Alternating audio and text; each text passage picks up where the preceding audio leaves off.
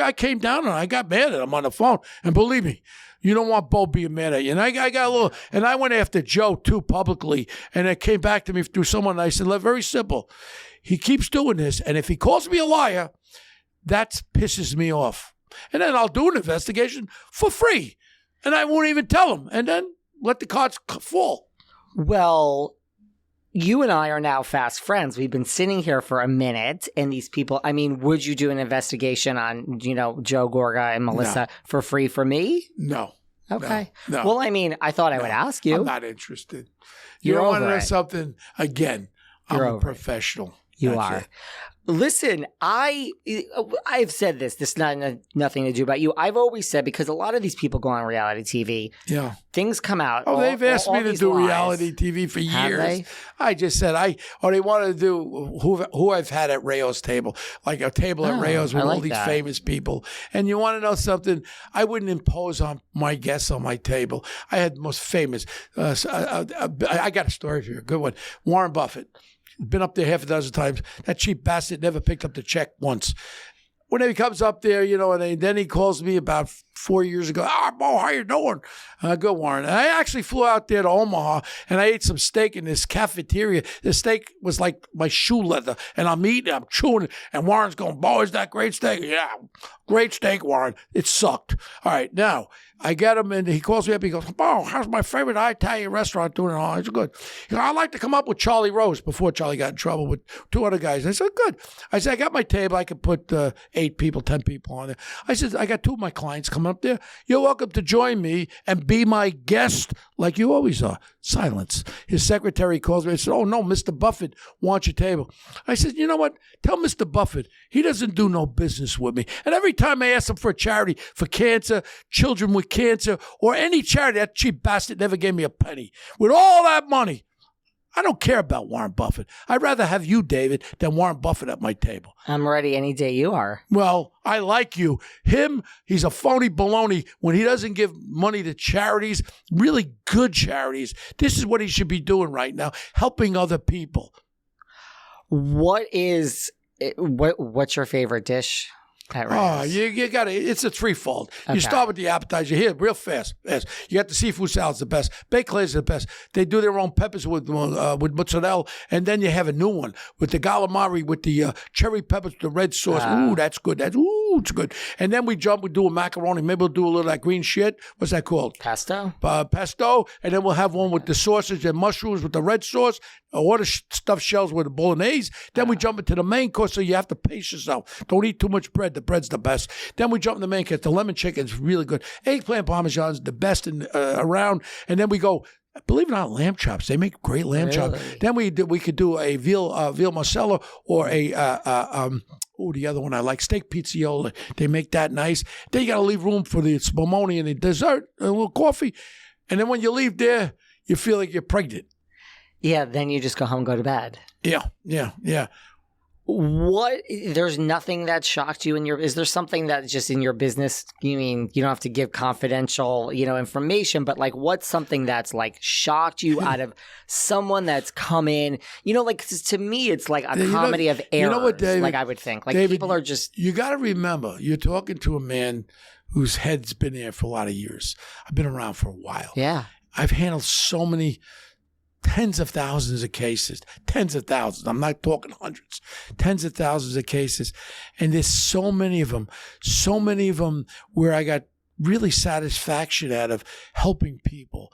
To me, that's the most important thing to this day. And I hate when people are frightened, when people are in fear.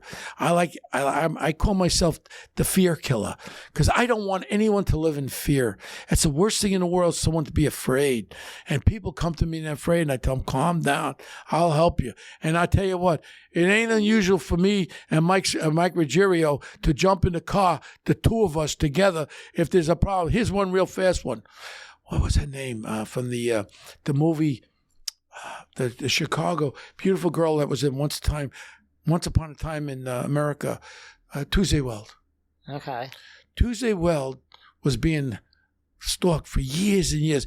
I think she was married to Pinkus Zuckerman, the violin player. Am I on the right thing? Now you're out of my comfort zone. now she was being threatened. I had met her. Pincus and her.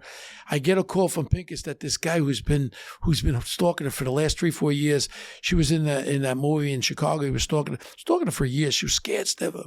I said, "Where is he?" He's down on Central Park West. I'm in the middle of my dinner. I threw my fork down. I jumped in my car. Wow! I shoot over there. Sure enough, I see the guy down there. I go, "Get in the car." He gets in the car. I take a bat from the back of my car. I said, "Let me tell you something right now. If you continue this, you see this bat? This will be off of your friggin' head. Do not come around Tuesday Weld anymore. She's got friends, and I'm her friend. And look at my eyes. Don't forget my eyes, because the next time you see me, this bat will be going over your head." He went away. Never came back. So that was a satisfaction. This is why I'm happy that you're my new friend. Well, I don't like to threaten people, but it's a double-edged sword. I mean, she has to live in the fear for her life for all these years. What about her feelings? I mean, people don't understand that. You know, if you got to get tough, you got to get tough. When I took over the cop insurance, I had all these organized crime guys call me. We know where you live, Bo, and all. So I went up to Rails. I talked to, because I out organized crime a lot of guys. For some reason, I have a great rapport with every one of these Italian businessmen for a reason. I do nothing for them. No way can you ever get me involved with it. But I have a respect factor.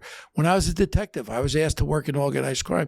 I says, how can I work in organized crime? I grew up with John Gotti, Ralphie, Joey Scopo. I says, I know everybody. I used to drive Ralphie Scopo when I was 18 years old, when I was construction work, to Fat Tony Salerno, head of the Genovese family. So they all knew me. You know what my name was? Bo the Cop. And when that nun got raped, you know who called me up? Fat Tony Salerno. I had to meet him in the Colonial. He said, "What are you doing in this case?" I said, "Tony, we got nothing to do with it." He goes, "You and your Irish partner, that's bullshit." He says, "You guys are the best guys we ever had up in Harlem, taking out all the gangs, all the guys killing people." This was told to me by Fat Tony.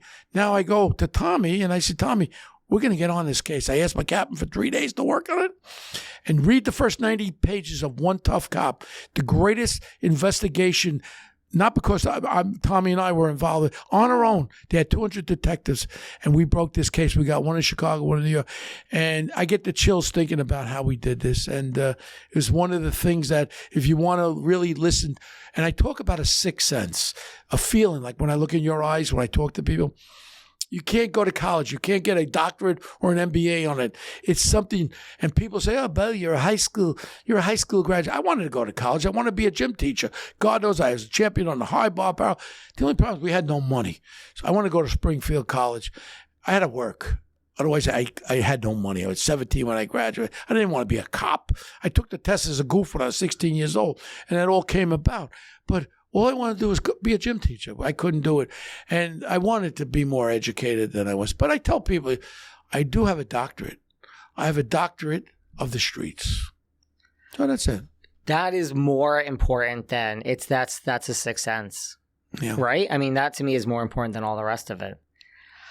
Anything else you want to cover? I mean, thank you. You know, I would just like you to know, I don't know if you know this, but on your Wikipedia page, it now says in 2000, let me read you